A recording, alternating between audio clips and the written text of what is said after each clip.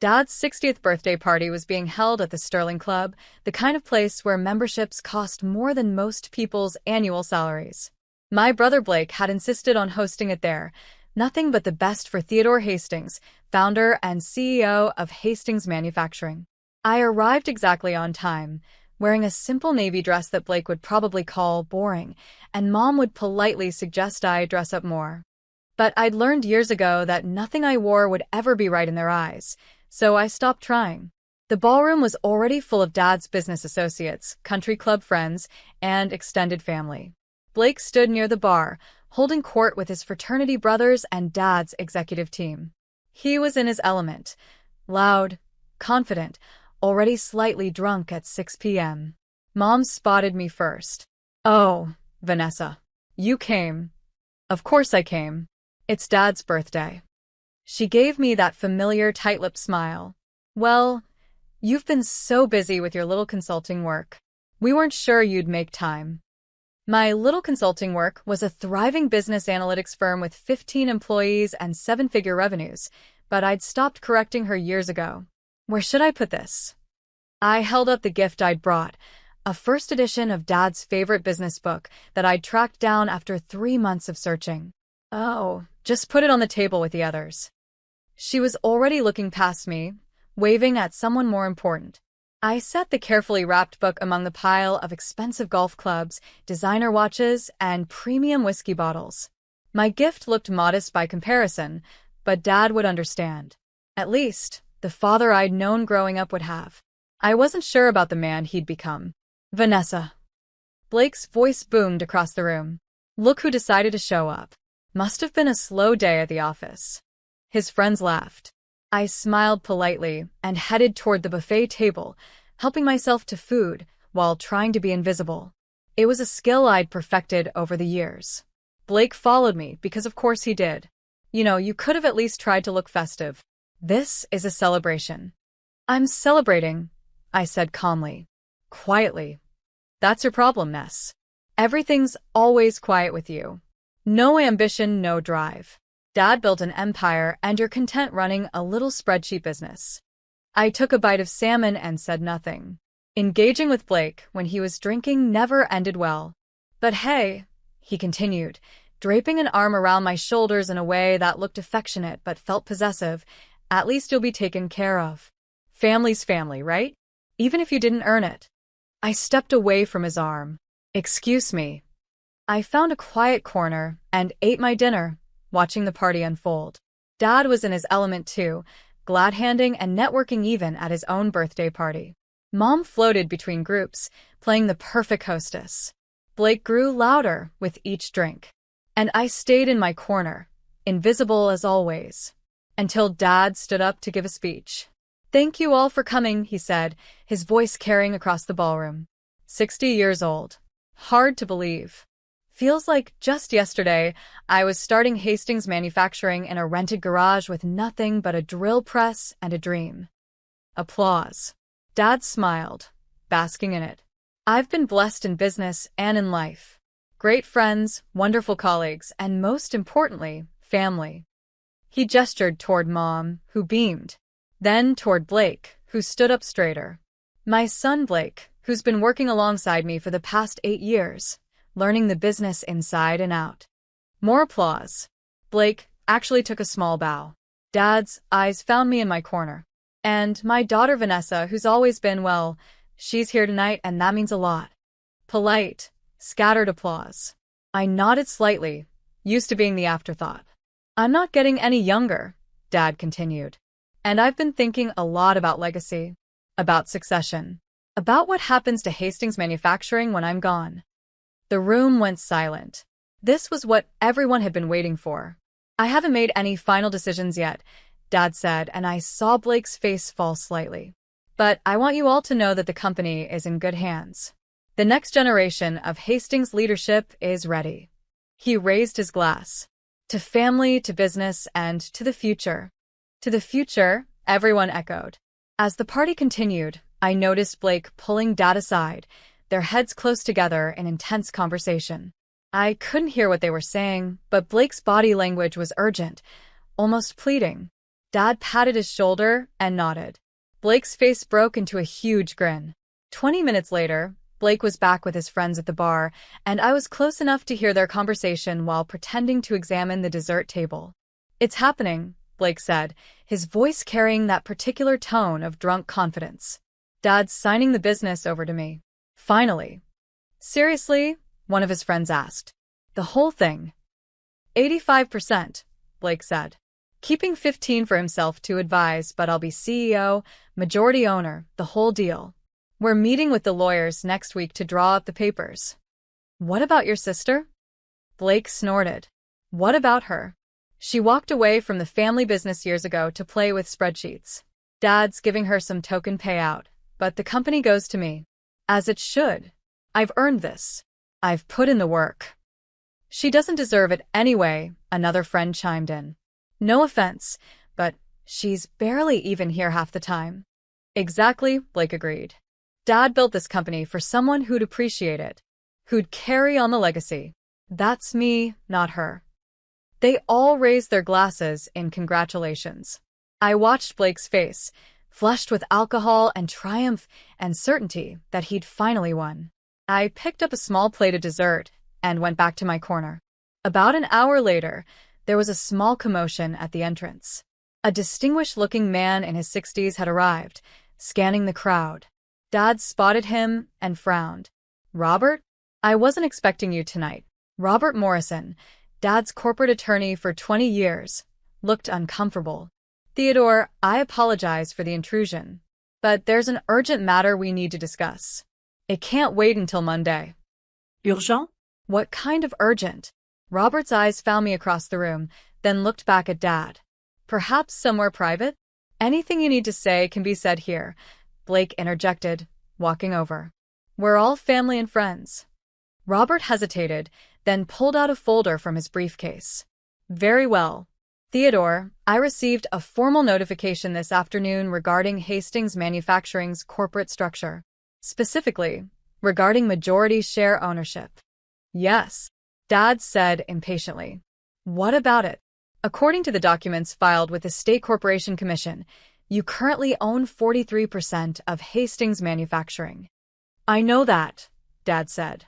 "I sold some shares years ago for capital, but I'm still the majority shareholder and CEO."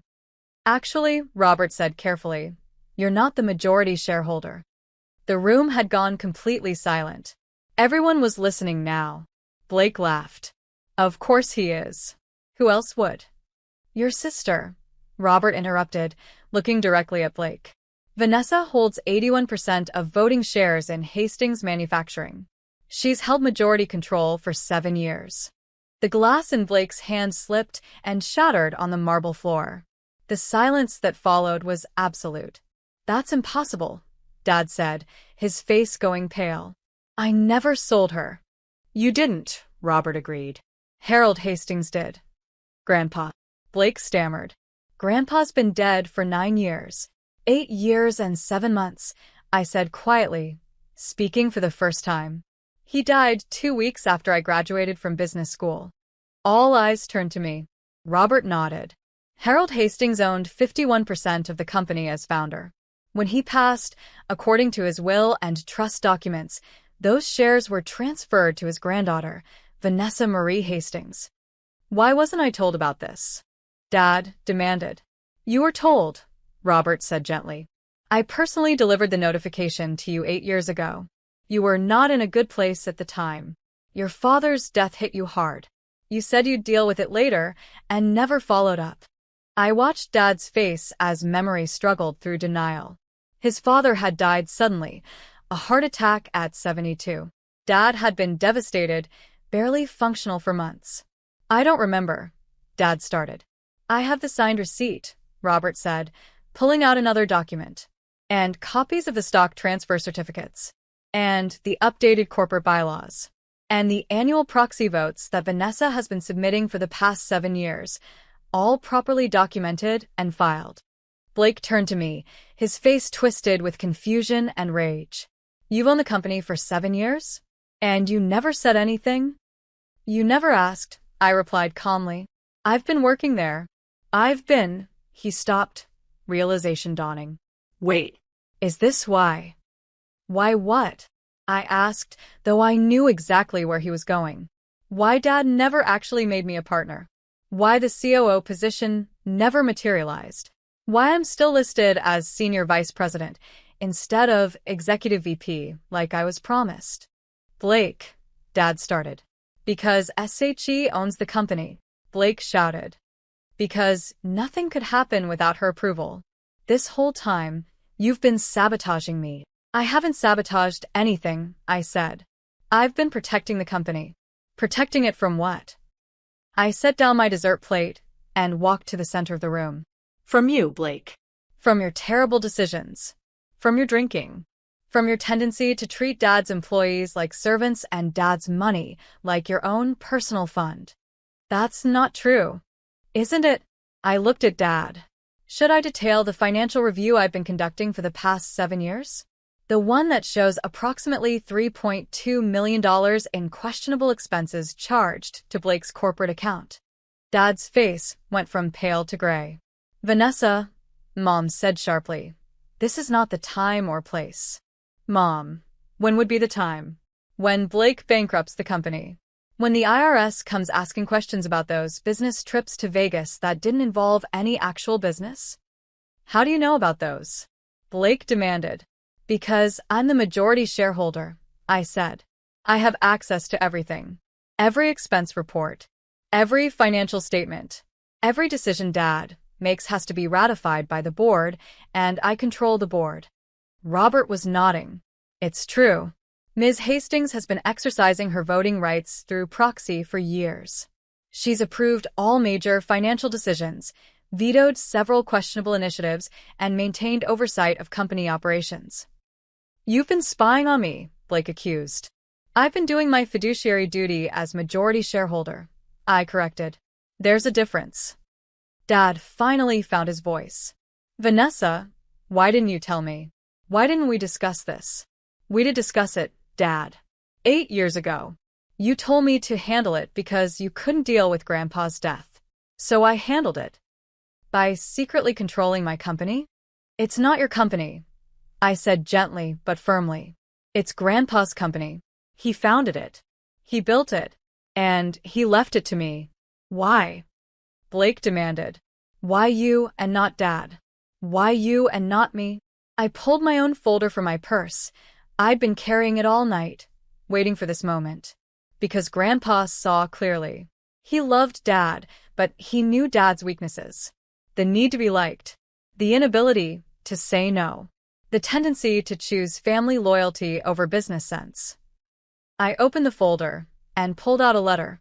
This is from Grandpa, written to me 2 weeks before he died. He knew his heart was failing. He knew he needed to make arrangements. Read it, Dad said quietly. I cleared my throat and began. Dear Vanessa, by the time you read this, I'll be gone. I hope your father gave you this letter personally, but knowing Theodore, he probably couldn't bring himself to do it. That's okay. It's who he is. I'm leaving you controlling interest in Hastings Manufacturing. Not because I love you more than your father or your brother, but because I trust you more. Theodore is a good man, but he's weak where Blake is concerned. He sees his son through the eyes of hope rather than reality. Blake is charming, confident, and utterly unfit to run this company. You, on the other hand, have something your brother lacks: integrity. You also have what your father lacks: the ability to make hard decisions. I know this will cause family problems. I know Theodore will be hurt.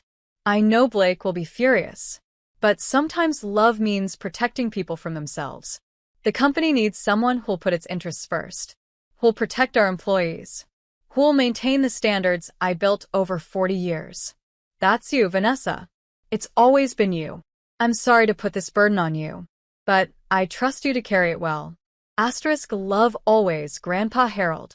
The silence in the room was deafening. I folded the letter carefully and put it back in the folder. So that's it. Blake's voice was shaking. 8 years of my life, working for a company I thought I'd inherit, and it was all a lie.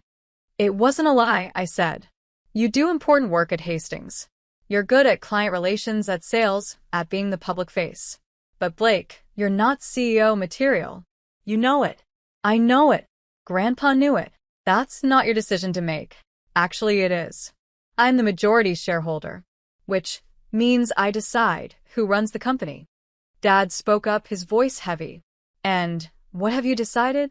That Dad stays as CEO, I said. With some conditions. Conditions? I pulled out another document. I had Robert draw these up last month. Dad, you're good at running operations. You know the manufacturing side better than anyone. But the financial oversight needs to change. I handed him the document. Effective immediately, all expenses over $10,000 require board approval. All executive compensation changes require shareholder vote. And Blake's corporate credit card limit is reduced to $5,000 monthly. Blake's face was purple. You can't do this. I can, and I am.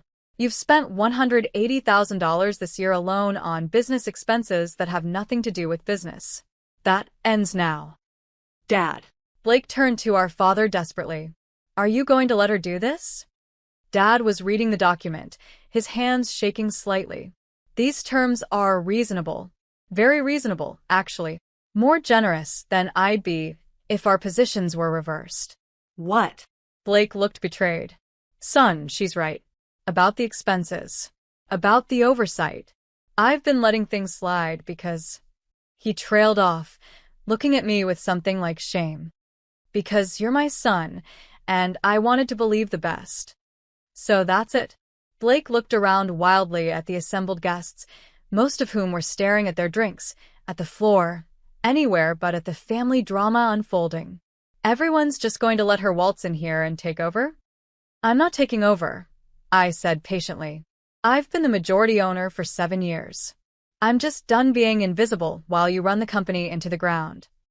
Blake grabbed his jacket. I'm done. I quit. You can run your precious company yourself. Blake, wait. Dad started. But Blake was already storming out, his friends trailing awkwardly behind him. The party, unsurprisingly, ended shortly after that. Dad called an emergency board meeting for Monday morning. I drove down from my home office Sunday night, checking into a hotel near Hastings Manufacturing headquarters. I hadn't been to the facility in 3 years. I'd done all my shareholder duties remotely, reviewing documents, attending board meetings via video conference, exercising my proxy votes. But I'd never set foot on the property since Grandpa's funeral. Walking through those doors felt surreal. The receptionist didn't recognize me. Can I help you? Vanessa Hastings. I'm here for the board meeting. Her eyes widened. Oh, Ms. Hastings. I'm so sorry, I didn't realize. Please go right up. Conference room A. I took the elevator to the 3rd floor. The executive suite looked exactly as I remembered. Same dark wood paneling, same corporate photography, same slightly musty smell of old carpet. The conference room was full. Dad sat at the head of the table, looking like he'd aged a decade over the weekend. The 5 board members, all old friends of Grandpa's who'd served for years, sat in awkward silence. Vanessa, Dad said quietly. Thank you for coming. Of course. I took the seat at the opposite end of the table, the seat Grandpa used to occupy. Shall we begin? Asked Martin Chen, the board's senior member. Dad cleared his throat. As you're all aware, some information came to light this weekend regarding the company's ownership structure. Information I should have been clearer about years ago. He looked at me. Vanessa, would you like to address the board? I stood, pulling out my laptop. I've prepared a presentation. If I may. For the next hour, I walked them through everything. The share transfer. 7 years of proxy votes. Financial analyses. Blake's expense reports. Concerning patterns in company spending. Areas of inefficiency. Opportunities for growth. I'd been doing this work for years, but always remotely, always quietly. Now I laid it all out in detail. When I finished, Martin spoke first. This is thorough. Very thorough. I take my responsibilities seriously, I said. Clearly. Theodore, were you aware of all this? Dad shook his head. Not the details. Not the extent. I knew Vanessa voted by proxy, but I didn't realize she was conducting this level of oversight. Because you never asked, I said gently. And I didn't force the issue. But things have changed. Blake's spending is unsustainable. The company needs restructuring. And I can't do this remotely anymore. What are you proposing? Asked Janet Wu, the CFO. That I take a more active role. Not as CEO, Dad's good at that. But as chair of the board. Active oversight. Weekly meetings. Direct involvement in major decisions. I looked at Dad. I'm not trying to push you out, but I can't be a passive shareholder anymore. Dad nodded slowly. I understand. And you're right. About all of it. I've been negligent. In many ways. The board voted unanimously to approve my proposal. I was officially chair of the board of Hastings Manufacturing. After the meeting, Dad asked me to stay. I owe you an apology, he said once we were alone. Many apologies, actually. Dad. Let me finish. I've been a terrible father to you, Vanessa. Not intentionally, but that doesn't make it better. I always favored Blake. Always saw him as my successor. Always dismissed your accomplishments because they weren't what I wanted you to accomplish. He sat down heavily. Your grandfather saw what I couldn't, or wouldn't. That Blake is charming but irresponsible. That you have the integrity and intelligence this company needs. That I was too weak to admit it. You're not weak, Dad. I am. Especially where Blake is concerned. I wanted so badly for him to be ready. To be worthy. I overlooked everything that proved otherwise. What are you going to do about Blake? I asked. Dad sighed. I don't know. He's not speaking to me. Your mother is furious with both of us. The family's fractured. The family's been fractured for years, I said quietly. We're just finally being honest about it. Blake showed up at my hotel that night, drunk and angry. You destroyed everything, he slurred when I opened the door. 8 years of my life. My future. My relationship with Dad. All of it. Blake, you're drunk. Go home. Home. He laughed bitterly. To what? To Mom crying? To Dad not looking at me? To knowing that my little sister has been pulling the strings this whole time? I wasn't pulling strings. I was protecting the company. From me. You were protecting it from me. He pushed into the room, and I let him, because fighting a drunk Blake never worked. You think you're so much better than me. So much smarter. So much more worthy. I don't think that. Yes, you do, he shouted. You and Grandpa both. You both decided I wasn't good enough. Wasn't smart enough. Wasn't worthy of the family business. Blake, sit down. Please. He collapsed into a chair, his anger dissolving into something that looked like grief. I tried so hard. For 8 years, I worked my ass off. And it didn't matter. Because you owned it all along. You didn't work that hard, I said gently but honestly. You came in late, left early, took long lunches, charged personal expenses to the company. I have the records, Blake. All of them. Because it didn't matter. He looked up at me with red eyes. Why work hard when the outcome was predetermined? When my baby sister already owned everything? You didn't know I owned it. You worked that way because that's who you are. The truth of that hung in the air between us. What happens now? He asked finally. That depends on you. On me. I sat down across from him. You're still senior VP. You still have a job. You're still good at client relations. If you can get your spending under control, if you can show up consistently, if you can actually do the work you're being paid for, then you keep that position. Under your supervision. Under appropriate oversight, yes. That's how businesses work, Blake. Especially when you've proven you can't be trusted with unlimited funds. He was quiet for a long moment. And if I can't do that? If I can't work for my little sister? Then you resign, and we part ways professionally. You'd still be family, but you wouldn't be at Hastings. Some choice. It's more of a choice than you've given Dad for 8 years, I pointed out. You've been running up expenses, making promises to clients without board approval, treating the company like your personal playground. At least I'm giving you an option to fix it. He stood up, swaying slightly. I need to think. Take your time. But Blake. He paused at the door. Get help. For the drinking. Please. He left without responding. Blake did get help. Not immediately. It took another month of spiraling before he finally checked himself into a treatment program. 60 days inpatient, followed by intensive outpatient therapy. When he came back to work, he was different. Quieter. More focused. Actually present in meetings instead of just physically there. I'd restructured his role while he was gone. Smaller client portfolio. Direct supervision from Janet. Strict expense limits. He accepted it without argument. "I'm not happy about this," he told me in our first one-on-one meeting after his return. "But I'm trying to understand it. That's all I ask." I talked a lot about family in therapy, about being the golden child, about how that messed me up in ways I didn't realize. And I'm starting to see how I treated you. How we all treated you. Like, you didn't matter because you weren't who we wanted you to be. Blake. No, let me say this. I'm sorry. For all of it. For the dismissal, the mockery, the assumptions. For taking credit for work you were doing behind the scenes. For never once asking if you wanted to be involved. It was the first real apology I'd ever gotten from him. "Thank you," I said. "That means a lot." "I don't know if we can have a real relationship," he continued. "Brother-sister, not just boss-employee. But I'd like to try. If you're willing." "I'm willing," I said. "But Blake, it has to be real. Not just you wanting back into my good graces for business reasons." "I know. I'm in therapy twice a week. Working on it. All of it. We weren't close. Probably never would be. But it was something. With active oversight, Hastings Manufacturing transformed. I brought in consultants to streamline operations. Updated technology systems.